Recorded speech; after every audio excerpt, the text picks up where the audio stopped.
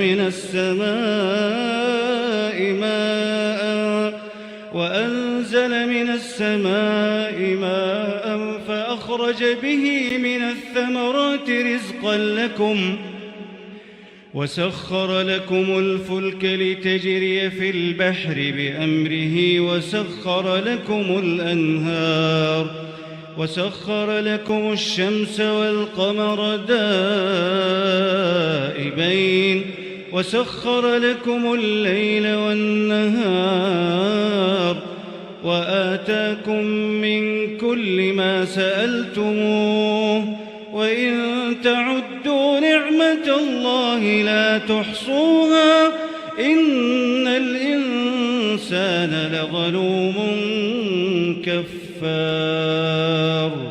وإذ قال إبراهيم رب اجعل هذا البلد آمنا واجنبني وبني أن نعبد الأصنام رب إنهن أضللن كثيرا من الناس فمن تبعني فإنه مني ومن عصاني فإنك غفور رحيم. ربنا إني أسكنت من ذريتي بواد غير ذي زرع عند بيتك المحرم ربنا ليقيموا الصلاة فاجعل أفئدة من الناس تهوي إليهم وارزقهم من الثمرات لعلهم يشكرون. ربنا إنك تعلم ما نخفي وما نعلن وما يخفى على الله من شيء في الأرض ولا في السماء. الحمد لله الذي وهب لي على الكبر إسماعيل وإسحاق إن ربي لسميع الدعاء. رب اجعلني مقيم الصلاة ومن ذريتي ربنا وتقبل دعاء. ربنا اغفر لي ولوالدي وللمؤمنين يوم يقوم الحساب. ولا تحسبن الله غافلا عما يعمل الظالمون إنما يؤخرهم ليوم تشخص فيه الأبصار مهطعين مقنعي رؤوسهم لا يرتد إليهم طرفهم وأفئدتهم هواء. وأنذر الناس يوم يأتيهم العذاب فيقول الذين ظلموا ربنا أخرنا إلى أجل قريب نجب دعوتك ونتبع الرسل أولم تكونوا أقسمتم من قبل ما لكم من زوال وسكنتم في مساكن الذين ظلموا أنفسهم وتبين لكم كيف فعلنا بهم وضربنا لكم الأمثال. وقد مكروا مكرهم وعند الله مكرهم وإن كان مكرهم لتزول منه الجبال فلا تحسبن الله مخلف وعده رسله إن الله عزيز ذو انتقام. يوم تبدل الأرض غير الأرض والسماوات وبرزوا لله الواحد القهار.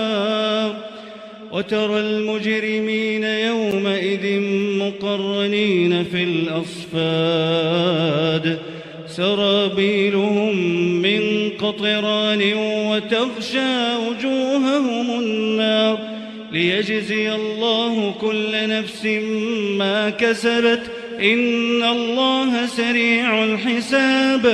هذا بلاغ للناس ولينذروا به وليعلموا.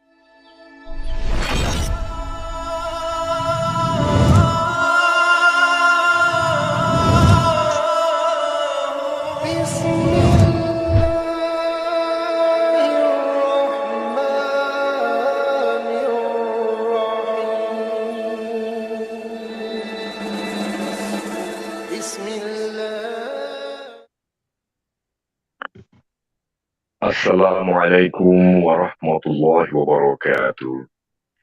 Waalaikumsalam warahmatullahi Bismillahirrahmanirrahim. wabarakatuh. Bismillahirrahmanirrahim. Innal hamdalillah nahmaduhu wa nasta'inuhu wa nastaghfiruh wa na'udzu billahi min syururi anfusina wa min sayyiati a'malina. May yahdihillahu fala mudilla lahu wa may yudlil fala hadiya lahu. Asyhadu an la ilaha illallah wahdahu la syarika lah wa asyhadu anna Muhammadan abduhu wa rasuluh. Ya ayyuhalladzina amanu taqullaha haqqa tuqatih wa la tamutunna illa wa antum muslimun. Amma ba'du. Segala puji syukur pada Allah Azza wa Jalla, hanya berkat rahmat, karunia, nikmat dari ridha Allah Subhanahu wa taala kita bisa berkumpul bersama-sama pada kesempatan kali ini di kajian online Majelis Cinta.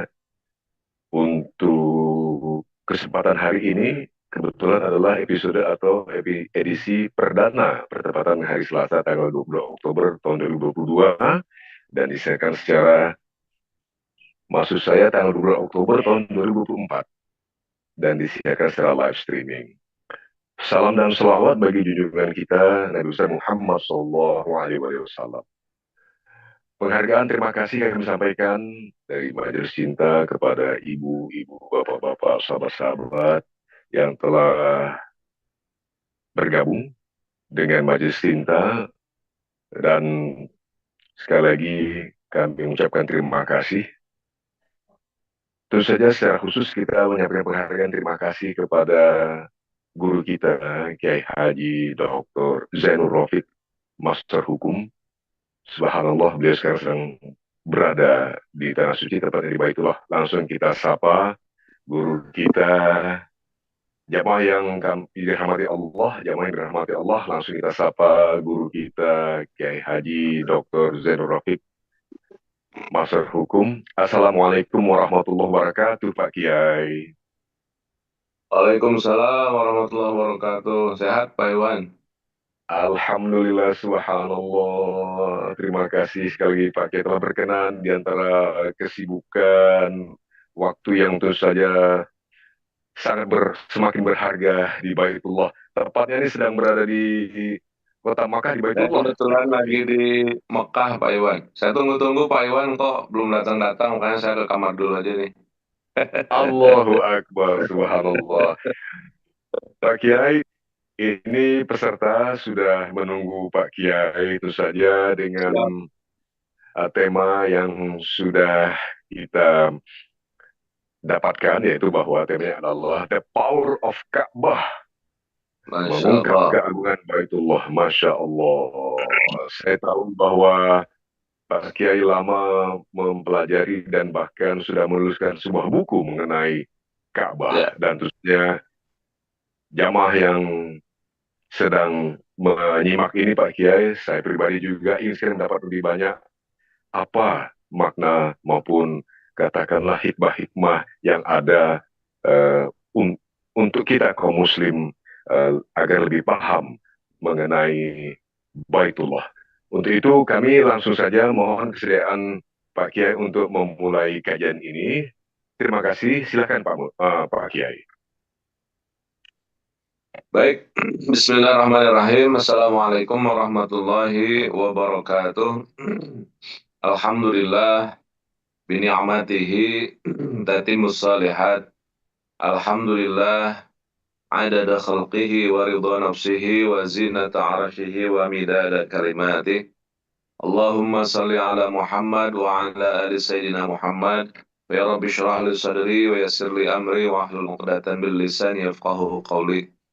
قال تعالى في القرآن العظيم وهو أصدق القائلين: أعوذ بالله السميع العليم من الشيطان الرجيم. بسم الله الرحمن الرحيم. إن أول بيت وضع للناس للذي ببكة مباركا وهدى للعالمين. صدق الله العظيم وبلغ رسوله الحبيب الكريم ونحن على ذلك من الشاهدين والشاكرين. أما بعد.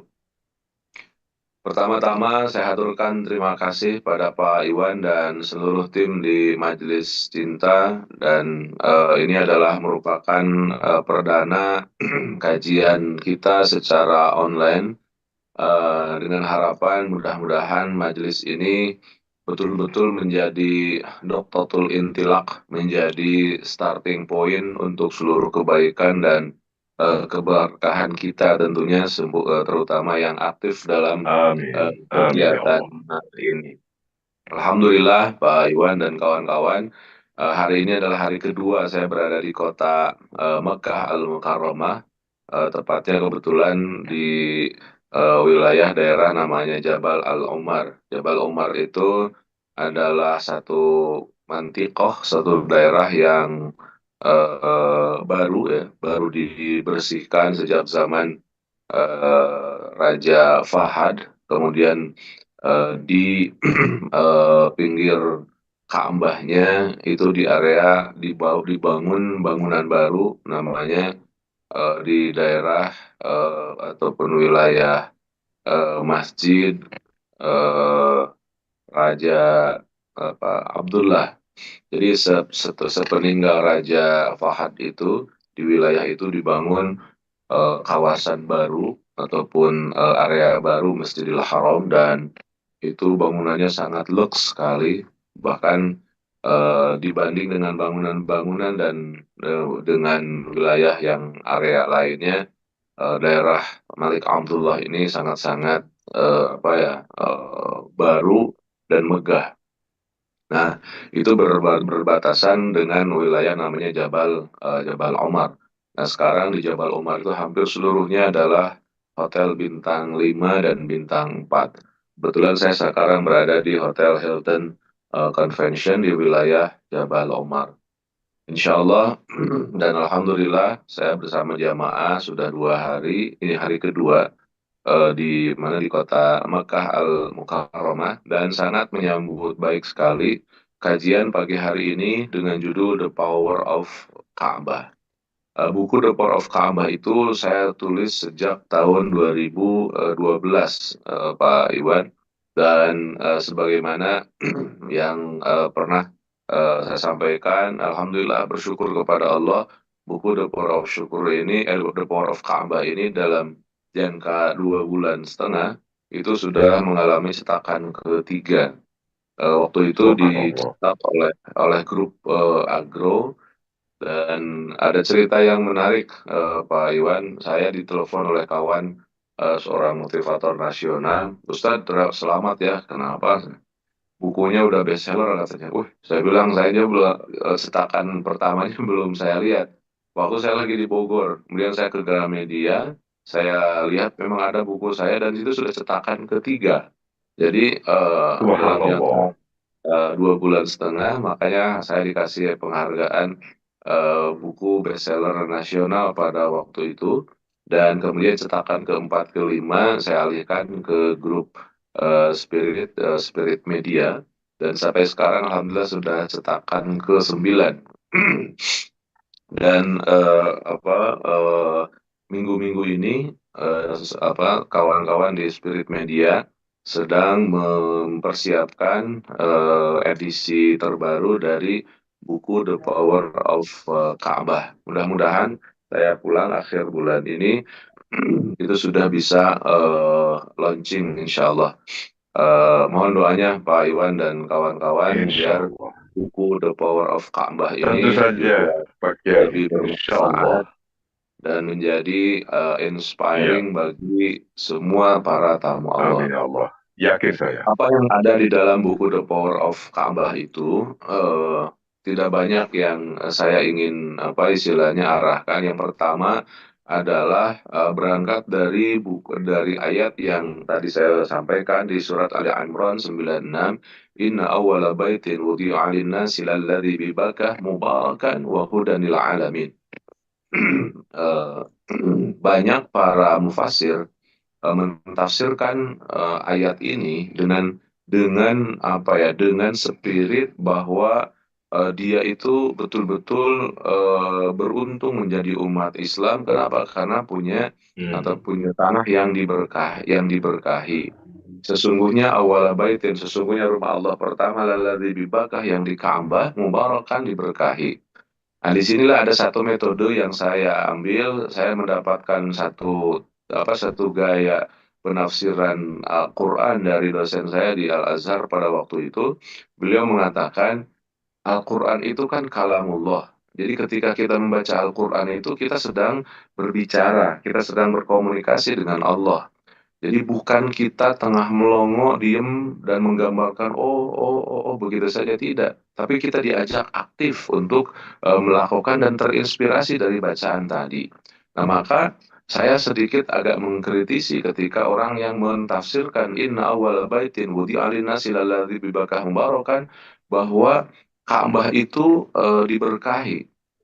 Hmm. Kalimat ataupun juga dalam bahasa Arabnya dengan wazan mufa'alan, mubarakan, itu bisa diartikan bukan hanya diberkahi, tapi menjadi pemberkah. Jadi beda antara menerjemahkan diberkahi dengan menjadi pemberkah. Sesungguhnya rumah Allah pertama yang ada di Ka'bah itu diberkahi. Asumsi aktif apa pasifnya kita, enak banget ya orang Mekah, tanahnya diberkahi, saya mah di Indonesia tanahnya begini-begini aja. Itu asumsi dari mubarakan diartikan dengan diberkahi. Tapi coba dirubah, mubarakan itu artinya menjadi pemberkah. Inna awala baitin, sesungguhnya rumah Allah pertama, lalladzi bi Bakkah, yang ada di Ka'bah itu mubarakan menjadi pemberkah.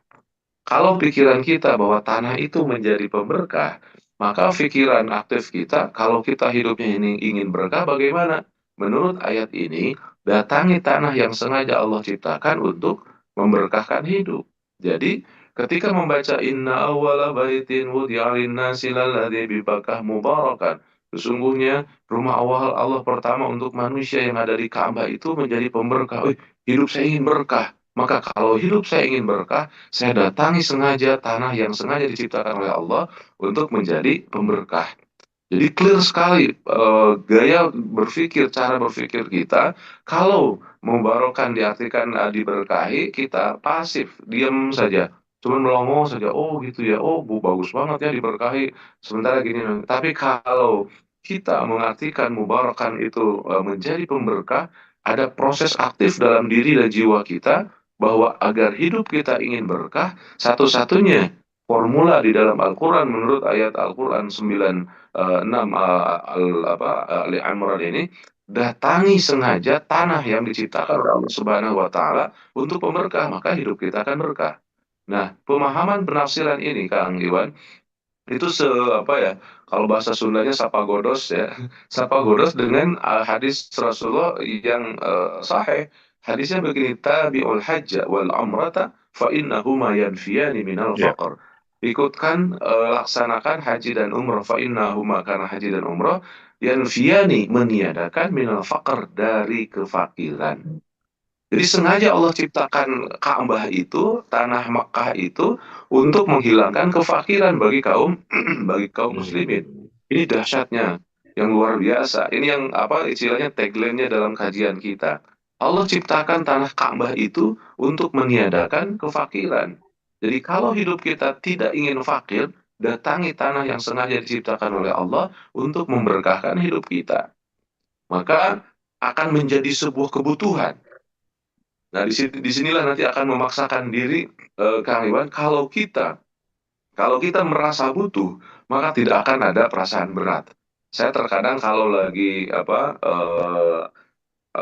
berkunjung ke beberapa daerah, saya sering tanya, Ibu Bapak mau nggak ke Mekah? Mau, punya uangnya? Enggak. Saya bilang sampai kapanpun tidak bakal bisa berangkat. Kenapa? Karena salah ibu bapak sendiri. Kenapa jawabannya begitu? Itu mental block. Kalau dikatakan boro-boro ke Mekah untuk hidup aja susah. Ke Mekah itu bukan bagi orang yang mampu, tapi bagi mereka yang dimampukan oleh Allah Subhanahu wa taala. Jadi kalau kita tidak punya uang dalam kasat mata kita, kita salah. Kenapa? Karena ke sana itu bukan dengan uang, tapi dengan disiapkannya ataupun juga dipantaskannya kita. Oleh siapa? Oleh Zat yang Maha Kaya, yaitu Allah. Tinggal ngikutin saja bagaimana cara memantaskan diri untuk menjadi orang yang dijadikan tamu Allah. Nah, ini yang jadi masalahnya. Ada satu teori yang disebut dengan the law of attraction, kan, pernah populer. Ya, Apa itu kalimat ataupun juga kata-katanya juga harus dibangun. Maka ibu bapak mau ke Mekah, mau punya uangnya, punya insya Allah. Nah, itu akan jadi dan akan dijadikan oleh Allah Subhanahu wa taala karena ada law of attraction, ada tarikan bahwa kita itu rindu, bahwa kita ingin masuk ke ke tanah suci. Nah, ini yang menjadi sebuah menjadi sebuah garapan kita bersama bahwa harus dibombardir istilahnya mental block terutama untuk ke tanah suci bagi kaum muslimin. Kenapa? Karena bagi kaum muslimin ke Mekah itu adalah suatu hal yang fardu ya, rukun ya, rukun Islam. Rukun Islam yang kelima itu adalah datang ke tanah suci. Ini menggambarkan bahwa semua umat Islam itu harus kaya. Kenapa? Ya harus datang ke Makkah, berarti harus memiliki uangnya, harus memiliki sarananya. Dan di samping memang hampir semua kecuali syahadat ya dari rukun Islam itu mengharuskan kita untuk memiliki, artinya untuk kaya. Sholat misalkan, kita nggak bisa melaksanakan sholat kalau kita tidak punya uang untuk menutupi aurat. Zakat misalkan apalagi harus dengan nominal. Kemudian puasa juga demikian, untuk sahur dan buka juga harus harus punya. Kemudian haji. Nah, inspirasi yang kedua setelah bahwa Ka'bah itu menjadi pemberkah, maka yang kedua inspirasinya Kang Iwan dan juga sahabat-sahabat sekalian, Ibu Bapak, bahwa Mekah ataupun juga Ka'bah itu menginspirasi umat Islam untuk kaya. Mohon maaf, saya selalu lantang mengatakan bahwa inspirasi Ka'bah itu kita harus kaya. Tapi tentunya kaya dalam literatur kita ya, tidak kaya dalam pemahaman yang sangat-sangat liberal ataupun juga lepas dari nilai-nilai. Jadi poin yang kedua, Kang Iwan, Ka'bah ini ya, mengarahkan kita untuk menjadi orang yang kaya. Dan arahannya doa dari di Ka'bah itu kan ada 4 sudut ya, ada sudut Yamani, rukun Yamani. rukun. Yamani itu Ya, dari situ kalau ditarik menuju ke arah-arahnya itu katanya negara Yaman. Kemudian juga ada rukun Iraqi, dari sudut itu kalau ditarik ke sana itu negara Irak. Kemudian ada rukun Syami, itu kalau ditarik ke negeri Syam. Kemudian ada rukun Hajar al Aswad. Nah, dari rukun Yamani sampai ke Hajar Aswad, doanya Rabbana atina fid dunya hasanah wa fil akhirati hasanah wa qina adzabannar. Ini dimaknai lebih jelas lagi bahwa ini doa untuk menjadi orang yang kaya di dunia, akhirat masuk surga. Ini tagline hidup kita di dalam kehidupan keseharian kita. Maka ayat tadi dalam surat Ali Imran 96 kan fungsi Ka'bah itu dua. Pertama, menjadi pemberkah, mubarokan. Yang kedua, hudan lil alamin, menjadi hudan, menjadi hidayah, menjadi inspirasi. Salah satu inspirasinya adalah di Ka'bah ini menjadi inspirasi untuk di dunia kaya raya, di akhirat masuk surga. Jadi pemahaman kalimat Rabbana atina fid dunya hasanah wa fil akhirati hasanah itu, ya Allah, jadikan aku orang-orang yang di dunia kaya, di akhirat masuk surga. Nah, dari mana penerjemahannya? Kalimatnya begini, hasanah fid dunya wa hasanah fil akhirat. Dalam bahasa Arab itu ada, kalau kalau nyambungkan kalimat itu disebut dengan ataf. Ada ma'tuf, ada ma'tuf alaih. Kata para ahli bahasa, kalau ma'tuf dan ma'tuf alaih digabungkannya dengan wawu al-atifiyah, misalkan hasanah fid dunya wa al-akhirah. Jadi kalau adat maktufnya itu wawu, itu maknanya mutasawa fil hukm, sama. Jadi sama di maktuf dan maktuf alaih. Artinya, kalau hasanah fil akhirat, pikiran kita, ya Allah, saya itu di akhirat pengen hasanah, yaitu masuk surga itu. Gambaran kita sejak kecil, sejak dulu, hasanah fil akhirat itu kan ingin sesuatu, jelgedeg ada, gitu kan. Ingin sesuatu, langsung ada. Itu kan gambaran hasanah fil akhirat. Nah, dalam kalimat ini, hasanah fil akhirat digabungkan dengan hasanah fil dunya. Harusnya asumsi pikiran hasanah fil akhirat tadi sama dengan hasanah fi dunya.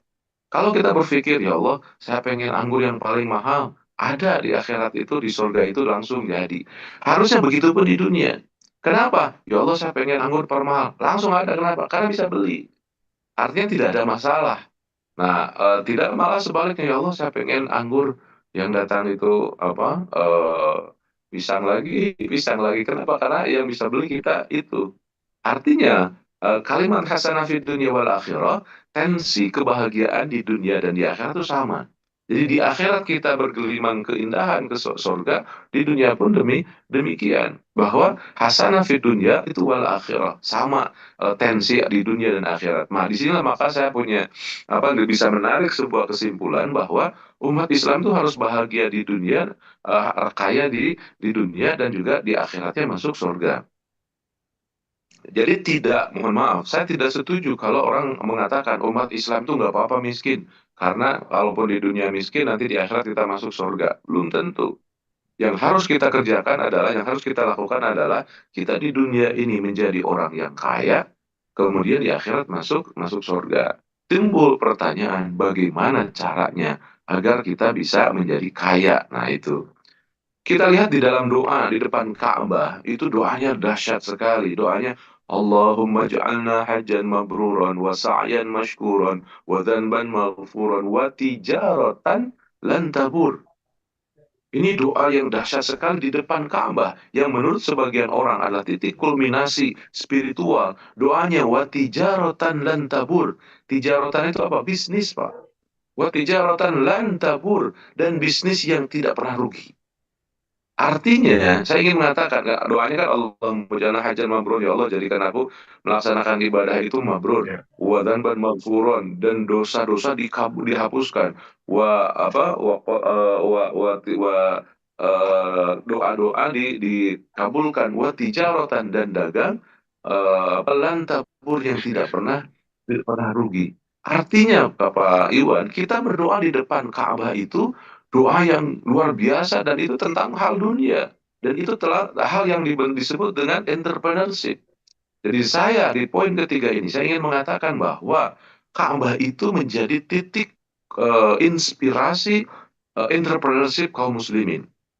Wa tijaratan lan tabur, dan perdagangan yang tidak pernah rugi. Dan kita ketahui, mohon maaf, dari sejak Nabi Muhammad sampai para sahabat, sampai para solehin, para ulama-ulama, semua yang menggerakkan dakwah Islam itu adalah mereka berdagang. Kita ketahui bahwa Islam masuk ke negara kita, ke Nusantara, di dalam sejarah itu kan Islam masuk ke Nusantara dibawa oleh pedagang Gujarat.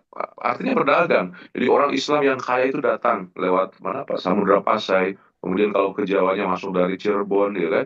Mereka itu datang orang kaya ngasih ke orang-orang lokal, orang-orang Islam. Karena yang datangnya juga kaya, kemudian membawa agama yang damai, maka banyak di antara masyarakat yang masuk Islam, termasuk raja-raja, anak rajanya, kemudian terus berkembang. Artinya, dunia perdagangan di dalam Islam itu dunia yang sangat-sangat luar biasa, dunia yang mendapatkan perhatian penting. Maka poin ketiga ini yang saya ingin angkat adalah Islam itu betul-betul totalitas mensupport dunia yang disebut dengan, kalau bahasa sekarang, entrepreneurship. Jadi siapapun kita harus menyentuh ke dunia entrepreneurship, dunia perdagangan, dunia bisnis. Kalau sering saya sampaikan, Rasulullah itu di umur 9 sudah mulai berbisnis.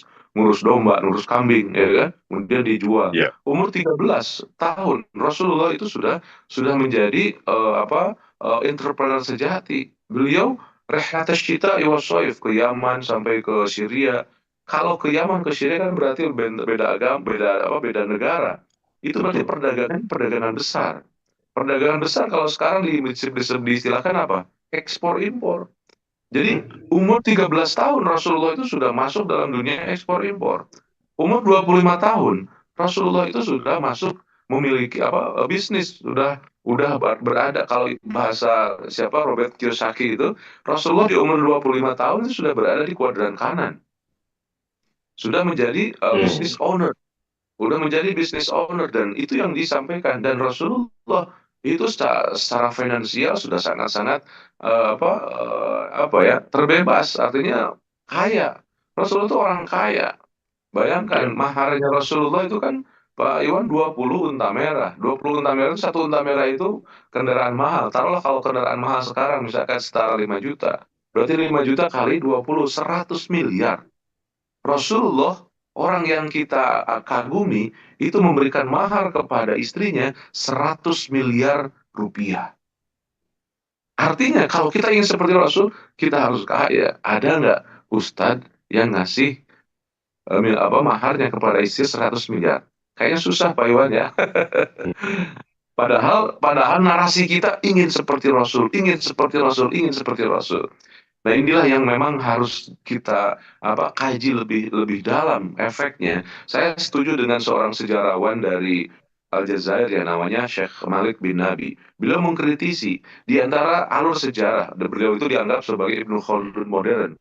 Di antara alur sejarah umat Islam yang agak ada muamar, ada hilangnya, di antaranya adalah yang menggambarkan bahwa Rasulullah itu orang kaya, yang menggambarkan bahwa dunia entrepreneurship itu sangat dominan di dalam sejarah Rasul. Maka mari ini yang harus kita kaji, ini yang harus kita munculkan bahwa ternyata Ka'bah itu salah satu di antaranya adalah menarasikan juga tentang tentang entrepreneurship, tentang hal-hal dunia. Jadi menggabungkan hal-hal yang dunia. Nah, poin keempat, kalau bagi saya bahwa Ka'bah itu menggabungkan pemaknaan kita tentang dunia dan juga akhirat. Jangan lagi kita memisahkan ini dunia ini akhirat. Kalau bahasa guru saya, dalam satu hembusan nafas kita berpikir dunia dan juga akhirat. Inilah yang menjadi sebuah tagline kita, bahwa dengan datang ke Ka'bah, dengan menikmati nilai yang Allah simpan di Ka'bah itu, kita betul-betul masuk totalitas di dalam konsep Islam. Dan ini yang disebut dengan udkhulu fis-silmi kafah. Masuklah di dalam Islam yang kafah, yang menyeluruh. Menyeluruhnya kita adalah dalam satu hembusan nafas, tidak membedakan antara dunia dan akhirat. Untuk dunia itu untuk akhirat. Nah, kalau doa yang pernah dipopulerkan oleh seorang imam besar, Syekh Abdul Qadir Jailani, dan ini menjadi inspirasi besar bagi saya, doanya begini: Allahumma ja'ali dunya fi aidina wala taj'ali dunya fi qulubina. Ya Allah, jadikan dunia itu dalam genggamanku, dalam tanganku. Wala taj'ali dunya, jangan jadikan dunia fi qulubina, masuk dalam hatiku. Ini yang menjadi sebuah nilai yang dahsyat sekali. Ya Allah, dunia itu ingin saya pegang. Kalau megang dunia kan berarti kita berkuasa. Artinya semua dunia perekonomian, dunia perdagangan, dunia bisnis kita kuasai. Wala taj'ali dunia, dan jangan jadikan dunia fi qulubina, masuk menggores di dalam hatiku. Ada sebuah penelitian seorang peneliti dari Jerman namanya Max Weber, yang menjadi inspirasi munculnya kaum kapital sekarang. Itu kalau kita teliti, ada satu kekhawatiran, karena orang-orang yang kaya di Eropa pada waktu itu kan sebenarnya dimulai dari orang-orang yang soleh, orang-orang yang dekat dengan Tuhannya. Itu penelitiannya Max Weber tentang kaum Kalpanis. Orang-orang yang mereka itu berpikir bahwa orang yang kaya itu lebih dicintai oleh Tuhannya. Dan itu Max Weber menggambarkan mereka, orang-orang Protestan itu berhasil memformulasikan pikiran tentang agama dengan kehidupan dunianya. Jadi mereka itu menjadi orang yang kaya. Dan ada sensus 85% di seluruh negara Jerman pada waktu itu dikuasai oleh orang-orang yang soleh. Perusahaan-perusahaan besar itu dikuasai oleh orang soleh. Kenapa? Karena mereka berpikir orang semakin kaya itu semakin dekat dengan Tuhan. Orang yang kaya itu dicintai oleh Tuhan, ya maka terobsesi tinggi. Walaupun memang dalam kajiannya Max Weber mengatakan ada istilah iron cake. Iron cake itu penjara besi. Jadi memang mereka karena tidak bisa memformulakan bagaimana hal dunia dengan akhiratnya, jadi mereka tersangkar, maka jadilah sekarang jadi kaum kapital yang duniawi ansih, tidak ada hubungannya dengan dunia dengan keakhiratan. Nah, Islam punya formulanya. Jadi formula Islam itu salah satunya doa yang disampaikan oleh siapa? Oleh Syekh Abdul Qadir Jailani. Itu formulanya adalah dunia harus kita kuasai, tapi jangan sedikit pun menggoda hati. Masalah dunia itu lepaskan saja. Kalau bahasa dia, bahasa Max Weber itu, bagi di hati kaum negarawan ataupun kaum suci, dunia itu ringan, sebagaimana kalau kita menyibakkan kain yang sangat-sangat ringan. Jadi menyibakkan dunia itu dunia begitu saja. Nah, tidak sebaliknya, dunia itu bukan segalanya. Nah, ini yang mentalitas yang sebenarnya dikhawatirkan oleh Max Weber dari zaman dahulu, dan memang terjadi pada saat ini ketika munculnya kaum kapitalis. Nah, Islam sebenarnya punya formula bagaimana cara menyambungkan dunia dan akhirat, tapi dunia tidak memakan hal akhirat. Contohnya adalah Rasulullah, Abu Bakar, seluruh para sahabat-sahabat melakukan itu. Salah satu doanya, Allahumma ja'ali dunya fi aidina wa la taj'ali dunya fi qulubina. Dunia itu dikejar. Rasulullah kan pernah menegur ke seorang sahabat namanya Abi Umamah dari kaum Al-Ansor. Kata Rasul, Abi Umamah, kenapa kau diam terus di masjid, bukan pada waktunya? Saya banyak hutang ya Rasulullah, saya terpuruk. Kemudian kata Rasulullah, bukankah aku pernah ajari doa? Kalau kau ajarkan doa ini dan kau praktekkan, kau akan menjadi orang yang kaya. Ada dari situlah, dan doanya juga dahsyat sekali. Allahumma inna na'udzubika minal hammi wal hazan. وأعوذ بك من العجز والكسل وأعوذ بك من الجبن والبخل وأعوذ بك من غلبة الدين وقهر الرجال. Itu doa untuk menjadi orang kaya, dari asbabul wurudnya dengan seorang dari kaum Al-Ansar, ya, Abi Umamah. Jadi Rasulullah itu mengajarkan kita untuk kaya, termasuk, mohon maaf Pak Iwan, Ka'bah itu menjadi inspirasi untuk semakin kita tergali kaum ataupun juga dunia entrepreneurship-nya, dunia hal keduniaannya. Ka'bah itu menjadi menara tauhid. Yang terakhir ini, yang terakhir, Ka'bah itu menjadi menara tauhid karena di Ka'bah kita melihat keagungan Allah, dan setelah pulang dari Ka'bah kita bisa gabungkan dua kehidupan dunia dan akhirat. Kita jadikan kehidupan dunia semuanya bisa terbawa ke akhirat. Kenapa bisa? Bisa. Dunia mazra'atul akhirat. Dunia ini tempat kita mengabdi, menanam, dan kita akan memetiknya kelak di akhirat. Jadi jangan pisah-pisahkan mana dunia mana akhirat. Kita sedang di dunia kemudian akhirat, enggak. Sekali lagi, dalam satu tarikan nafas dengan menara Ka'bah, Ka'bah menjadi penyatu mindset kita, pikiran kita, bagaimana dunia dan akhirat kita satukan, kemudian kita menjadi orang yang hasanah fid dunya wa hasanah fil akhirah. Wa minhum man qala rabbana atina fid dunya hasanah wa fil akhirati hasanah wa qina adzabannar. Lihat dalam surat Al-Baqarah, berbicara tentang ayat itu berbicara tentang manasik haji, panjang sekali. Di akhir narasinya, wa minhum may yaqulu rabbana atina fid dunya hasanah wa fil akhirati hasanah wa qina adzabannar. Di dunia kaya raya, di akhirat masuk surga. Itulah Bang Iwan, 5 poin yang ingin saya sampaikan dalam mengusung the power of Ka'bah. Jadi ada beberapa cara pandang untuk bisa melihat dengan segar bahwa ternyata Ka'bah itu bukan hanya menara spiritual, tapi juga menara untuk sebuah pandangan hal-hal dalam tanda kutip duniawi untuk bisa terinspirasi menuju ke akhirat. Mudah-mudahan kita menjadi orang-orang yang terus bisa menggali bagaimana Allah memposisikan Ka'bah bagaimana Allah memposisikan kehidupan dunia dan kembali ke dalam ayat surat Ali Imran 96 bahwa fungsi Ka'bah itu ada dua. Pertama adalah menjadi pemberkah hidup kita, kemudian yang kedua adalah menjadi inspiring hidup kita. Banyak yang kita bisa diskusikan, nanti kita buka dan mungkin saya kembalikan dulu waktunya kepada Kang Iwan. Terima kasih Kang Iwan. Wassalamualaikum warahmatullahi wabarakatuh. Waalaikumsalam warahmatullahi wabarakatuh. Subhanallah. Tabarakallah. Terima kasih banyak, Kiai. Bisa sekali saya baru menyadari bahwa ternyata sekali seperti Pak Kiai sampaikan tadi, Ka'bah itu, Baitullah punya makna yang sangat inspiring bahkan bagi kehidupan dunia dalam konteks agar Muslim itu sebagaimana diajarkan oleh Rasulullah ya harus kaya.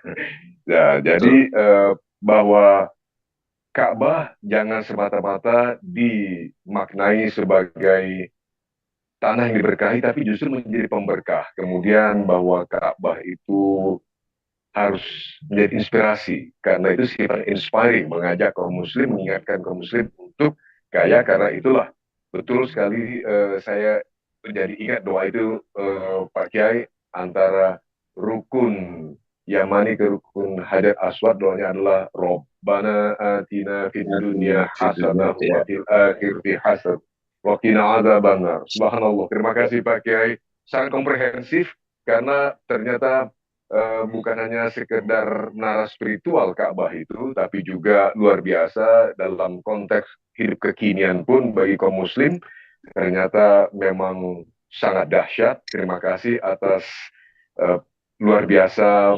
pengayaan yang telah disampaikan oleh Pak Kiai. Dan untuk yang berikutnya, Pak Kiai, sebelum ke sesi tanya jawab, saya mohon izin untuk menyampaikan kepada Siap. para jamaah yang dirahmati Allah bahwa kami mengajak ibu-ibu, bapak-bapak, sahabat-sahabat kami untuk senantiasa nanti update tentang tema maupun jadwal berikut kajian online kita Majelis Cinta, tentu saja dengan meng-add nomor Majelis Cinta yang telah ada sejak tadi di running text di layar tentunya, dan kami itu saja sangat berterima kasih apabila kita terus nanti senantiasa berada dalam majelis yang insya Allah diberkahi Allah ini. Untuk Amin, amin, berikutnya siap. mohon izin Pak Kiai, kami akan mengundang beberapa penanya untuk sesi tanya jawab. Yang pertama barangkali ada dua penanya dulu, mungkin kalau bisa saya lihat di antaranya, mungkin belum terlihat di sini penanya. Ya, saya belum lihat, atau kalau ada yang terdengar bisa mengajukan saja pertanyaan barangkali,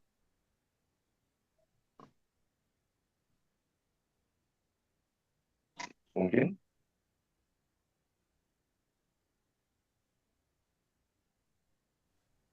Kebetulan di layar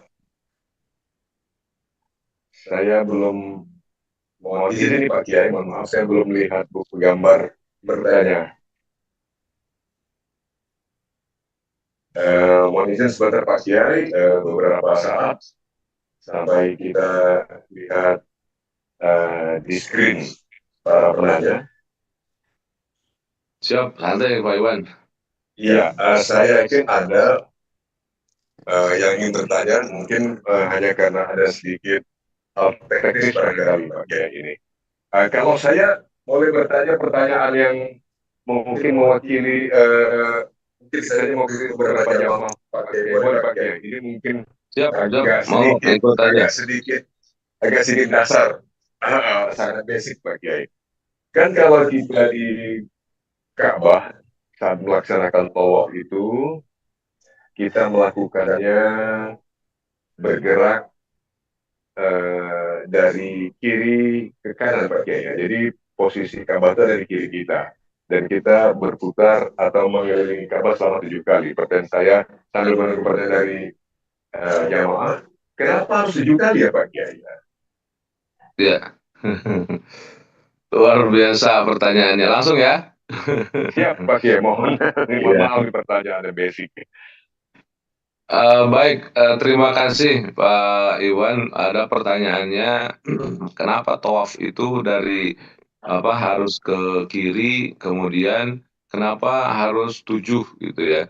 Ini memang pertanyaan yang sangat susah dijawab. Kenapa? Karena saya secara pribadi juga belum melihat jawaban yang yang tepat. Namun yang lebih lebih menginspirasi kalau saya ketika ditanya pertanyaan seperti itu adalah bahwa eh, kita harus sadari bahwa ini adalah ibadah. Kemudian koridor ibadah itu adalah al-ittiba'ah. Kalau Hmm. ilmu usul fikih itu menggambarkan al-ibadah ay al-ittiba'ah. Yang namanya ibadah itu adalah mengikuti. Jadi tidak semua yang kita lakukan dalam prosesi ibadah itu harus dan bisa diarahkan kepada sebuah logika. Sama halnya misalkan, mohon maaf, ketika kita punya wudhu, kemudian ada angin keluar dari belakang gitu kan, artinya batal wudhu kita. Kemudian yang dibasuh apa? Yang dibasuh adalah muka, bukan Hmm. tempat keluarnya angin ya kan. Menurut logika kita, kenapa ya yang keluar angin dari bawah, kok yang dibasuh adalah yang Wajah. di atas gitu kan? Nah, begitupun sama ketika kita bertanya, kenapa ya harus ke kiri, kenapa harus 7? Maka jawabannya adalah, memang ini adalah aturan kita untuk mengikuti Rasulullah. Rasulullah mengatakan dengan kalimatnya, khudhu anni manasikakum. Ambillah, contohlah dariku praktek-praktek manasik engkau, praktek ibadah engkau. Jadi memang kita untuk ibadah itu tidak bisa dijadikan standar utamanya adalah hal-hal logis, karena terus terang saja yang namanya logika itu Ya, kadang-kadang berubah-ubah ya, sesuai dengan zaman. Sementara agama itu maka diistilahkan di dalam Islam itu solehun likulli zaman wal makan. Di zaman manapun, di tempat manapun, terus akan selalu selaras, tidak lekang dengan waktu, dengan zaman. Kenapa? Karena memang ini sudah konsep dari atas. Maka ketika ditanya kenapa kok begini, ya memang aturannya memang harusnya ya, begitu. Cuma memang ada beberapa pendekatan analogi yang juga dimirip-miripkan lah, seperti halnya misalkan kenapa putarannya ke kiri. Ada dalam ilmu fisika itu ada istilah hukum Lorentz, atau disebut dengan hukum tangan kanan seperti ini. Nah, tangan kanan itu kan arahnya tidak searah dengan arah jarum jam, kemudian ada ke atas. Ini menurut hukum Lorentz, dalam buku The Power of Karma itu saya juga bahas ya, bahwa kalau satu kumparan diputarkan tidak searah dengan arah jarum jam, maka dia akan hmm, melesatkan energi ke atas. Maka kenapa kita putarannya ke kiri? Kalau dari asumsi tadi, ini untuk membangun sebuah jalur vertikal lebih kuat kepada Allah Subhanahu wa taala. Jadi energi, kan tubuh kita itu energi, diputarkan tidak searah dengan jarum jam, maka akan melesatkan energi ke atas. Jadi energi yang bisa dikatakan misalkan supranatural gitu kan, itu sedang kita lakukan untuk memperkuat jalur vertikal ke atas ketika berputar seperti itu. Kemudian jumlah 7 itu juga ada apa istilahnya beberapa inian para ulama tentang penyamaan dari 7 langit. Kemudian apa istilahnya proses untuk apa istilahnya itu mi'raj ya. Mi'raj itu karena ketika kita sampai pada titik spiritualitas itu tengah mi'raj kita kepada Allah. Bahkan ada hadis yang mengatakan tentang bahwa titik spiritualitas ketika kita sedang melakukan spiritualitas dalam Islam itu tengah kita mi'raj, sebagaimana Rasulullah dulu memi'rajkan Rasulullah Shallallahu Alaihi Wasallam. Dalam proses mi'raj itu dilucutin hal-hal yang bersifat duniawi, hal-hal yang bersifat badani, bahkan badannya pun diolah menjadi, dirubah dulu menjadi sebuah unsur cahaya ya. Itu untuk pemahaman secara spiritualnya. Artinya bahwa memang kalau kita untuk mengatakan sebab kenapa ke kiri dan setujunya, itu cukup kita dengan jawaban bahwa mengikuti Rasulullah Shallallahu Alaihi Wasallam. Dan Terima koridor kasih. ibadah itu kalau tidak mengikuti itu berarti keluar, dan itu ya beberapa ulama menggambarkan dengan istilah al bid'ah yang tidak baik gitu kan. Artinya membarukan sesuatu yang tidak dicontohkan oleh Rasulullah Shallallahu Alaihi Wasallam. Namun bagi kita, seperti mana ditanyakan tadi, bahwa kenapa itu harus ke kiri dan kenapa tujuh, yang lebih simpel dan tepat adalah memang kita mengikuti arahan Rasulullah, karena ini adalah bagian dari pengabdian ibadah kita. Itu mungkin Pak Iwan yang bisa saya komentari. Terima kasih Pak Kiai. Subhanallah, penjelasan yang menurut saya, bagi saya pribadi, sangat-sangat memuaskan karena saya teringat waktu pengalaman saya melakukan tawaf itu Pak Kiai, betapa beda dan nikmatnya ketika melakukan tawaf 7 kali itu. Memang kita merasakan mendapatkan energi baru itu, Pak Kiai, energi baru Betul. yang dahsyat, agak sukar dijelaskan, tapi memang itu hanya bisa dirasakan langsung. Pak Kiai, mohon izin ada pertanyaan yang mungkin saya bacakan saja. Ya. Ternyata banyak sekali peserta kajian online kita ini Pak Kiai, ada beberapa puluh orang. Alhamdulillah, jamaah yang rahmati Allah. Saya sampaikan beberapa pertanyaan dari jamaah, dari seorang ibu ini, tampaknya pertanyaan dari Ibu Ernovianti. Pertanyaan Pak Kiai, bagaimana cara menjaga keimanan dan keyakinan kita pada Allah? Mungkin bagaimana cara menjaga, menguatkan keimanan dan keyakinan. Itu dulu Pak Kiai, nanti akan ada pertanyaan berikutnya lagi Pak Kiai. Silakan Pak Kiai. Baik, pertanyaannya luar biasa, sangat global ya. Bagaimana cara menjaga keimanan kita kepada Allah? Eh, saya punya apa ya? Punya eh, eh, sedikit kesimpulan bahwa Iya, antara keimanan dan kehidupan itu bisa saja ada jeda ya. Artinya keimanan di wilayah lain, kehidupan di wilayah lain. Nah, tugas kita Ibu adalah menyatukan ini, hmm, menyatukan hal-hal keimanan itu dalam kehidupan keseharian keseharian kita. Nah, ya, saya menulis menulis satu buku judulnya Menikmatkan Hidup dengan Salat. Termasuk salat itu kan implementasi dari keimanan ya.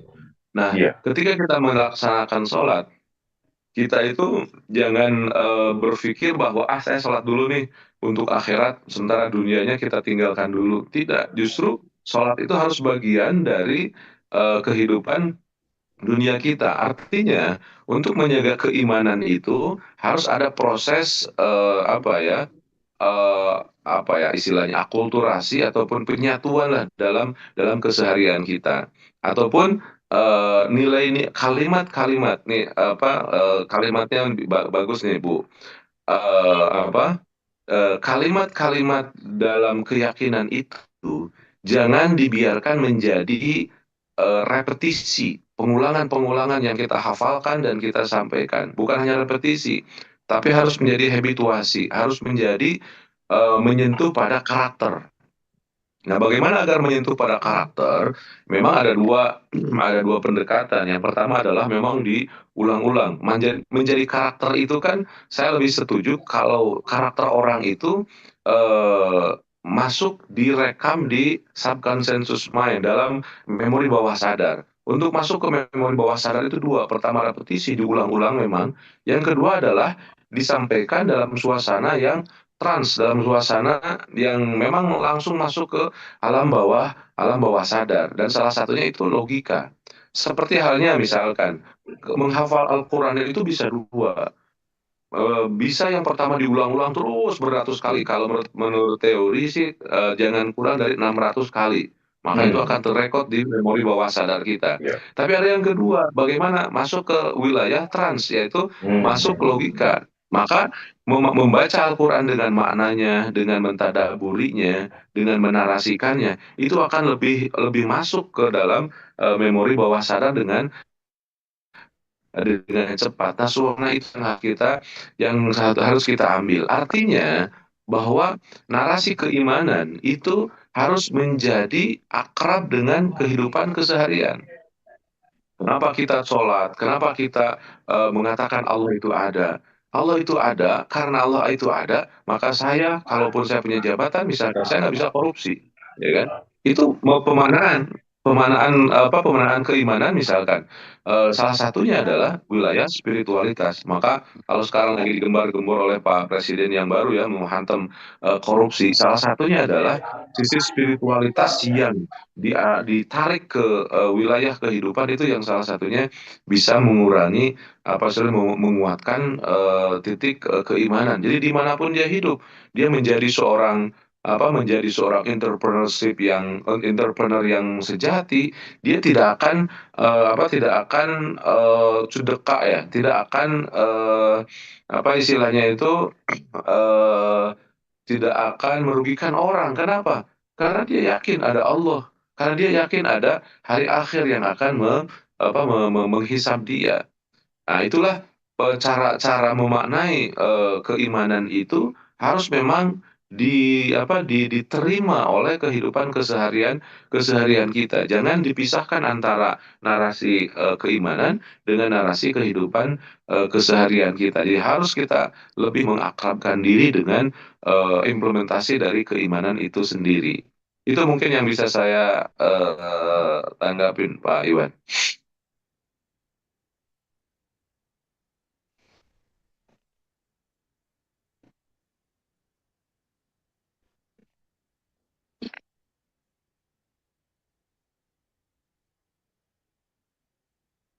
Halo, Pak Iwan.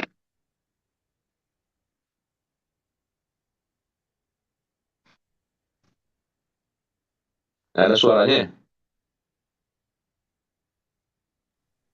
Iya, terima kasih Pak Kiai. Siap. Mungkin sudah ada ya. Terima kasih Pak Kiai atas Ya. penjelasan jawaban dari Pak Kiai tadi kepada penanya tadi kalau tidak salah tadi Ibu Noviati. Semoga dapat em, menjawab apa yang menjadi pertanyaan penanya tadi. Pak Ustadz akan ada mungkin dua pertanyaan lainnya. Satu di Siap. antaranya adalah dari peserta juga dari Bapak Yudi ini. Pertanyaannya Pak Ustadz, Pak Kiai, apakah ada waktu terbaik untuk umroh atau ke tanah suci yang nilai ibadahnya seperti berhaji? Itu Pak Kiai. Mohon bisa dijelaskan Pak Kiai. Mangga Pak Kiai, silahkan. Baik, terima kasih Pak Yudi ya. Memang dalam melihat apa ya ibadah ini salah satu yang harus dilihat sumbernya ataupun juga landasannya adalah karena kita itiba'ah, karena kita mengikuti Rasul, berarti apa yang dilakukan oleh Rasul.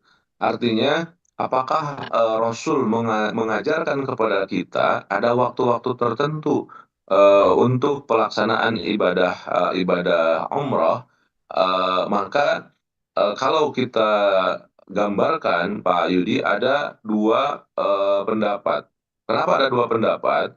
Di dalam fikih itu, Pak Yudi, kita jangan kaget banyak sekali fatwa ataupun juga jawaban-jawaban yang terkadang berbeda. Nah, ini yang saya rasakan juga ruhnya ini harus diterima oleh kaum muslimin karena fikih itu bukanlah blueprint Islam. Bahwa fikih itu hanyalah sebuah proses terkadang proses istinbat para ulama di satu zaman terhadap ayat-ayat Allah yang boleh jadi ada perbedaan setelah zamannya berubah ataupun setelah melihat konten dan juga keberagaman kaum muslimin yang sangat-sangat luas. Nah, kembali kalau ke ibadah umroh tadi, memang ada dua pendapat. Pendapat yang pertama adalah yang menguatkan satu hadis bahwa barang siapa yang melaksanakan ibadah haji ibadah umroh di bulan Ramadan itu seperti haji bersamaku. Maka rata-rata orang Arab semuanya yang meyakini hadis tersebut, mereka lebih memprioritaskan untuk melaksanakan umroh di bulan Ramadan. Cuman dalam pandangan ulama yang lain dikritisi bahwa hadis tersebut tidak kuat. Kembali biasanya memang ada perbedaan-perbedaan dari sisi itu. Nah, kalau saya secara pribadi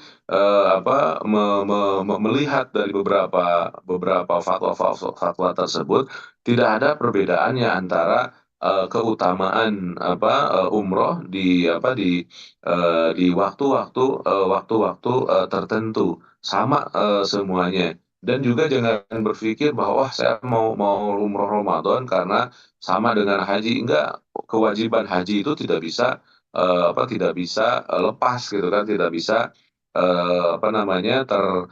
tergantikan. Tetap yang namanya haji memang harus, termasuk kita orang-orang yang sudah umroh juga. Saya selalu searahkan ibu bapak dengan diumrohkan sekarang, mungkin Allah istilahnya memberikan kesempatan kepada kita untuk kita berdoa semakin kuat bahwa haji kita akan berangkat. Maka berangkat haji itu adalah menjadi dream kita semua, menjadi cita-cita kita. Mudah-mudahan ibu bapak ibadah puncak dari keislaman kita, ibadah haji bisa termanage dari saat ini, dari sekarang. Sekarang coba terus kita berusaha untuk mempersiapkan, karena itu istilahnya tagihan utama keislaman kita. Jadi kembali ke pertanyaannya, bagi saya secara pribadi tidak ada perbedaan keutamaan dari umroh. Namun kita harus mengatakan dan mensikapi wajar kalau memang ada yang berpendapat demikian, karena memang ada pendapat yang mempopulerkan hadis tersebut gitu. Itu mungkin Pak Iwan yang bisa saya baca, saya komentari. Terima kasih. Terima kasih Pak Kiai. Ada dua pertanyaan terakhir nih Pak Kiai. Dari dua Bapak ini. Pertama Pak Koko Abdul Kadir dan kedua Pak Mantan namanya. Tapi mungkin yang Pak Mantan dulu. Apakah tadi sebetulnya sudah sempat diungkap oleh Pak Kiai dalam materi itu? Tapi saya bacakan nanti pertanyaan, mohon izin Pak Kiai, yaitu mohon pencerahan dari Pak Kiai. Posisi Ka'bah itu sebagai mubarokan, di sisi lain ada istilah tabarukan. Mohon dijelaskan. Baik, inna awwala baitin wudi'a lin-nasi lalladzi bibaka mubarakan, menjadi pemberkah. Itu menggunakan wazan mufa'alan ya. Itu wazan mufa'alan ini saya mentafsirkannya dengan menjadi pemberkah, bahwa makna Ka'bah itu menjadi pemberkah dalam kehidupan kita. Adapun dari kalimat tabarukan, itu makna yang terkandung di dalamnya adalah kita mengambil esensi dari keberkahan. Artinya tabarukan itu mengambil berkahnya, kalau bahasa kita, dan itu sudah selipkan dalam bahasa Indonesia juga. Kita bisa lihat tabaruk ya, tabarukan itu masuk dalam sebuah proses untuk mendapatkan keberkahan. Nah, saya lebih cenderung kalimat mubarokan dan tabarukan ini diambil dari asal katanya. Asal katanya itu dari kalimat baroka. Apa itu baroka? Baroka itu satu kalimat yang dititipkan di dalam keberadaannya Rasulullah dan juga Nabi Ibrahim. Allahumma barik ala Sayyidina Muhammad wa ala ali Sayyidina Muhammad kama barakta ala Sayyidina Ibrahim wa ala ali Sayyidina Ibrahim. Jadi Nabi Muhammad itu dan Nabi Ibrahim hidupnya berkah. Yang dicontoh, yang harus kita contoh adalah kehidupan Nabi Muhammad dan juga kehidupan Nabi Nabi Ibrahim. Nah, ini banyak sekali kita akan bisa bisa gali bagaimana sisi kehidupan Nabi Muhammad dan juga Nabi Ibrahim. Salah satu salah satu hal yang bisa kita ambil dalam kalimat keberkahan itu, dia berupaya semaksimal mungkin untuk selalu dan senantiasa ada dalam kondisi bersyukur. Jadi sifat dominan, esensnya ataupun juga biangnya dari keberkahan adalah sifat syukur. Dan Rasulullah adalah orang yang paling kuat bersyukurnya. Ketika ditanya kenapa ya Rasulullah sampai bengkak-bengkak sampai ibadah begitu? Kata Rasul, alam akun abdan syakuro. Tidak bisakah aku menjadi orang yang hamba paling bersyukur? Begitupun Nabi Ibrahim. Nabi Ibrahim itu selalu berusaha untuk menjaga kesyukurannya, walaupun yang harus dikorbankan adalah kecintaan kepada anaknya yang yang luar biasa, misalkan. Artinya segala hal, walaupun tantangannya berat, dia selalu memfokuskan diri dalam kondisi kesyukuran. Itulah makna esensi dari berkah. Jadi antara berkah dengan syukur itu adalah satu bahan ataupun modal untuk sampai pada suasana yang lainnya. Jadi keberkahan itu ada karena punya spirit dari kesyukuran. Adapun kalau kalimat mubarakan dan tabarukannya, insya Allah kita sudah bisa memposisikannya tadi. Terima kasih. Langsung ke Pak Iwan, ke lanjutnya bisa.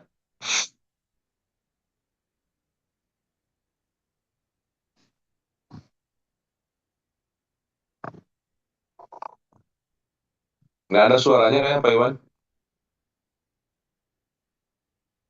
Pertanyaan berikut Pak Kiai yang terakhir Pak Kiai Siap. dari Pak Koko Abdul Kadir. Mungkin beliau seperti pertanyaan lainnya belum mau membuka atau belum sempat membuka kamera. Tapi pertanyaannya adalah, bolehkah kita ketika umroh meminta kekayaan dunia, yaitu dalam doa-doa kita di depan Ka'bah? Mohon penjelasan Pak Kiai. Baik, terima kasih Pak Koko. Bolehkah kita meminta kehidupan dunia? Kalau menurut saya sih boleh. Kenapa? Karena saya arahkan tadi bahwa Ka'bah itu Pak Koko menjadi menara menyatunya antara kehidupan dunia dan akhirat. Jadi Ka'bah itu menjadi menara tauhid. Ka'bah itu menjadi penyatu pikiran yang dualisme menjadi pikiran yang menyatu. Jadi Ka'bah itu menyatukan pikiran dunia dan juga akhirat. Kita minta apapun ya sama dan mintanya kepada Allah. Yang nggak boleh adalah mintanya kepada Ka'bah karena Ka'bah itu bukan apapun. Nah, perlu disadari bahwa ketika kita berangkat ke Ka'bah dan berdoa di depan Ka'bah, kita bukan berpikir bahwa oh Allah itu ada di Ka'bah, Allah itu ada di Arab gitu kan, tidak. Kita tawaf di Ka'bah itu karena merasa dekat dengan Allah, karena apa? Karena kita menjalankan tugasnya. Jadi proses takorub ini, proses mendekatkan dirinya ini yang harus kita lihat. Bahwa kita berputar depan Ka'bah itu bukan berarti Allah ada di situ. Tapi kita disuruh oleh Allah untuk begitu. Kalau kita sudah merasa bahwa kita menjalankan tugas, kita akan menjadi orang yang dekat. Saya misalkan, asumsinya begini. Saya disuruh jalan kaki dari Monas sampai ke Bundaran HI oleh Presiden Prabowo misalkan. Saya yakin ketika saya jalankan itu tugas, saya jalan kaki dari Monas sampai ke Bundaran HI. Ketika saya menjalankannya, saya akan menjadi orang yang saya ini dekat dengan presiden. Kenapa? Saya menjalankan tugasnya. Begitupun di depan Ka'bah. Di depan Ka'bah itu kita menjadi orang yang dekat dengan Allah karena kita sedang menjalankan tugasnya. Maka persiapan bahasanya kan narasinya labbaik Allahumma labbaik ya Allah, aku penuhi panggilanmu. Ini panggilan Allah. Labbaik la syarika lak labbaik innal hamda wa ni'mata laka wal mulka la syarika lak. Nah, kemudian setelah Ka'bah itu menjadi sebuah menara menyatunya antara dunia dan akhirat, maka doa apapun ya sangat-sangat boleh. Allah Maha Allah Maha tahu. Walaupun doa yang misalkan paling bagus ketika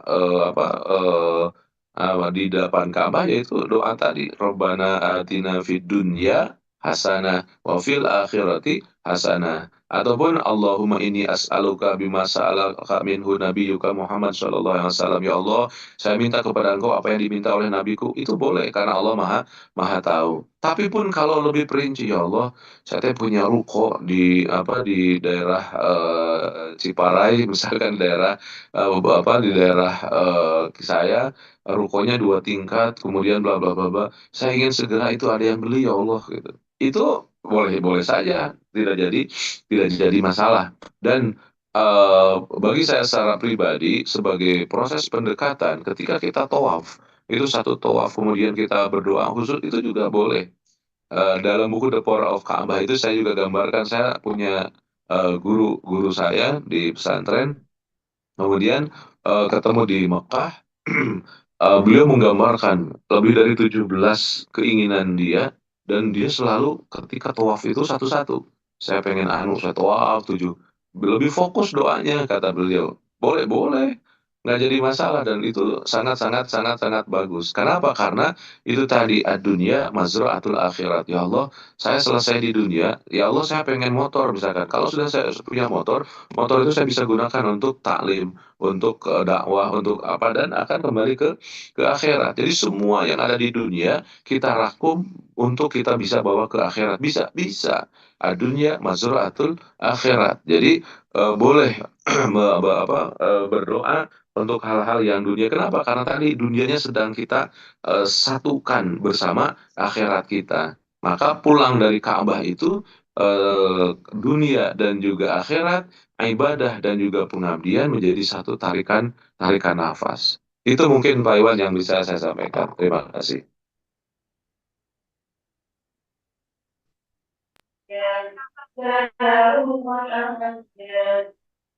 Terima kasih Pak Kiai, subhanallah.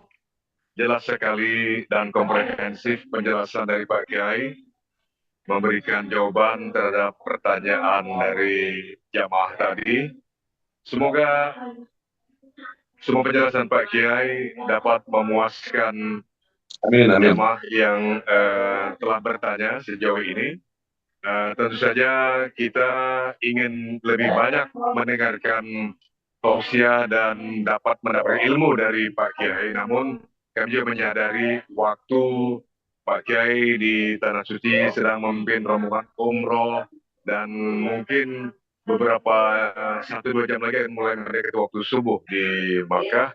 Sementara juga peserta kajian online juga akan punya beberapa kegiatan, mungkin waktu juga akan membatasi kita untuk episode kali. Namun sebelum kita berpisah, mohon kesediaan Pak Kiai untuk mungkin memberikan perenungan atau muhasabah yang sekalipun ringkas singkat, kemudian mohon juga disambung dengan doa untuk kita semua Pak Kiai. Mohon berkenan Pak Kiai.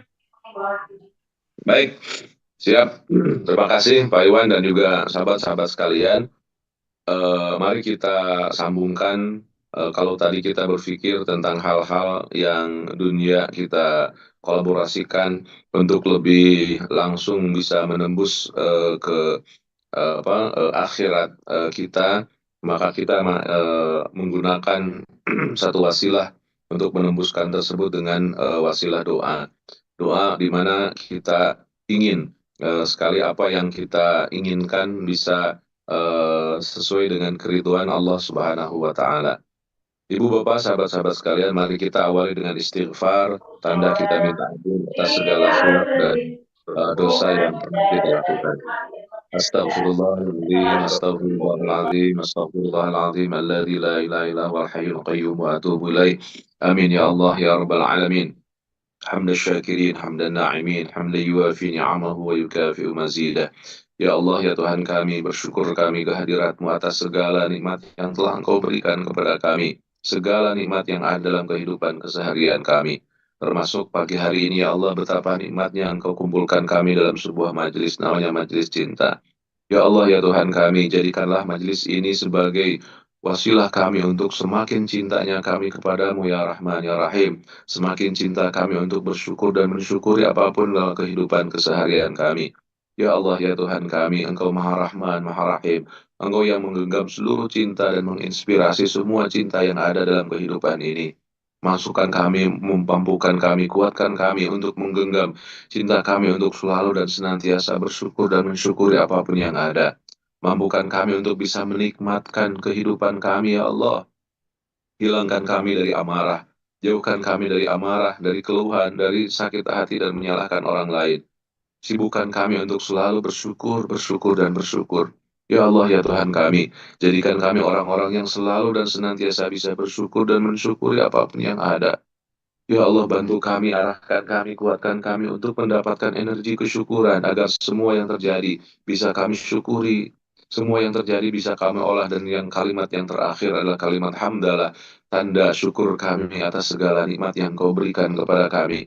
Jadikan kami, ya Allah, orang-orang yang selalu dan senantiasa bisa menikmatkan apapun yang ada. Jadikan kami orang-orang yang fokus untuk bisa meyakini bahwa semua yang terjadi adalah yang terbaik dari Engkau. Allahumma salli ala Muhammad wa ala ali Sayyidina Muhammad. Ya Allah, berikan salawat dan salam kepada baginda Rasulullah Muhammad sallallahu alaihi wasallam. Mampukan kami untuk selalu dan senantiasa membacakan salawat kepadanya.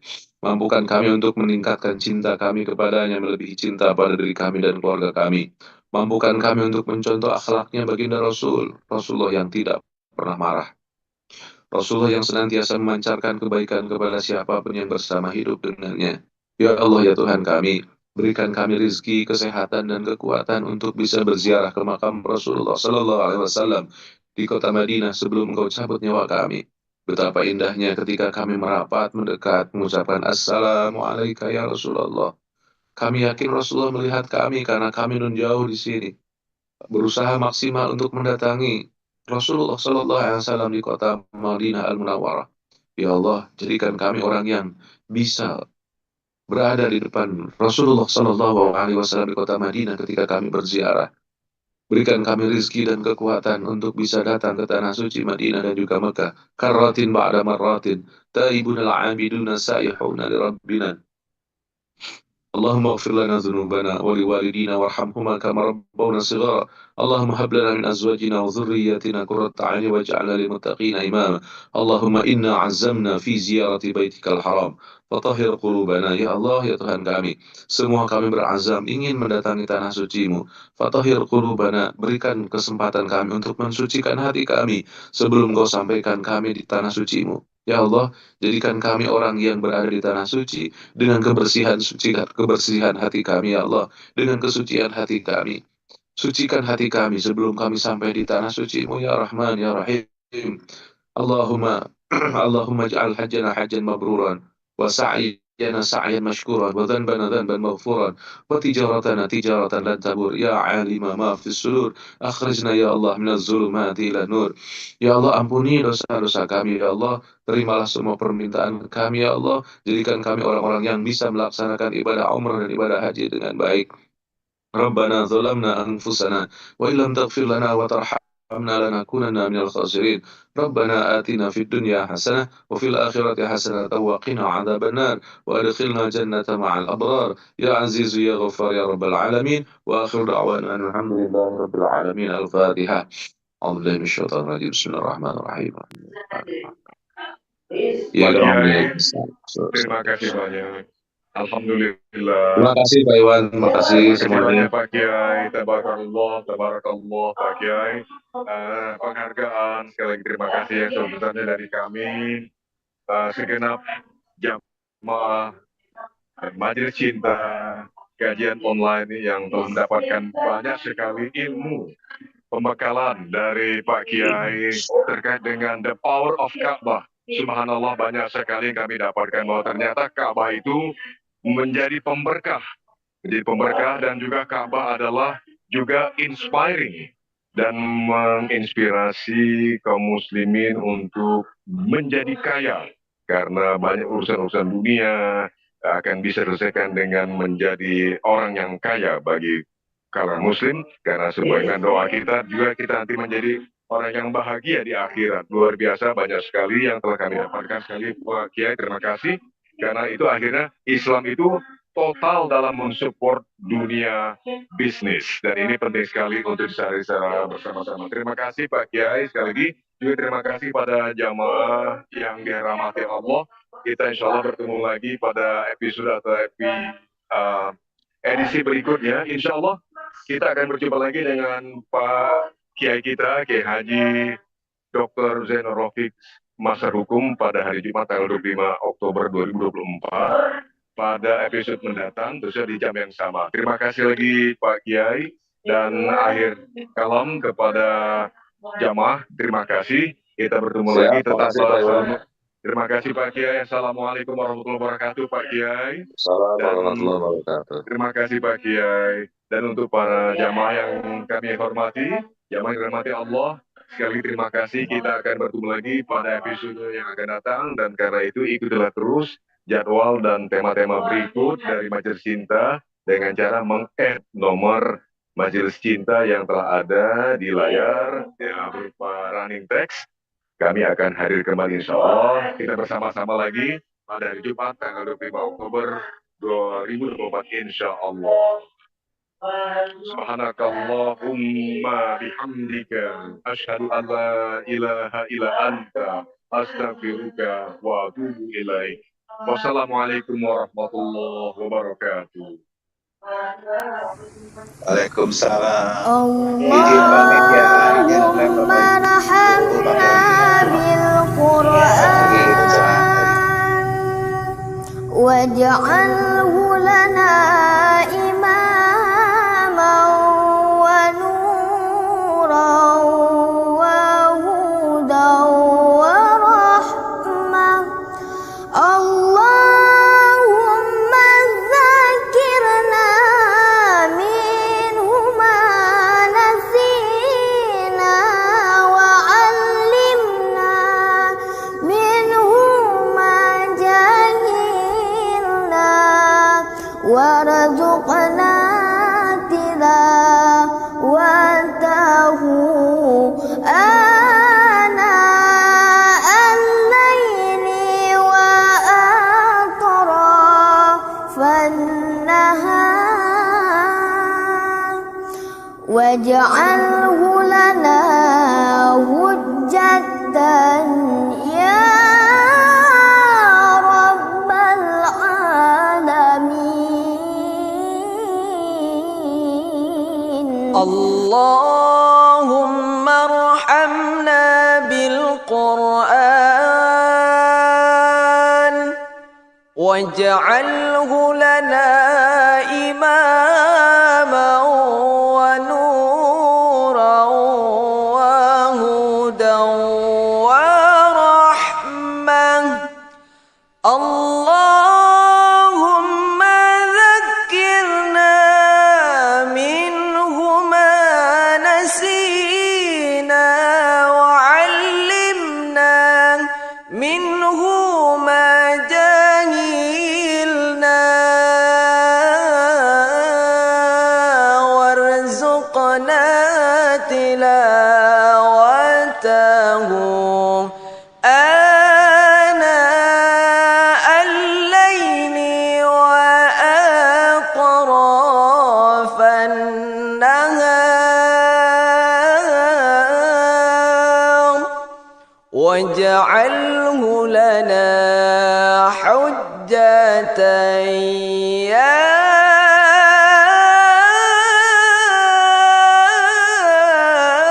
rabbal alamin. Allahumma rahamna bil Qur'an waj'alhu lana imaman wa nuran wa hudan wa rahmah. Allahumma dzakirna minhu ma nasina wa 'allimna minhu ma jahilna warzuqna tilawahu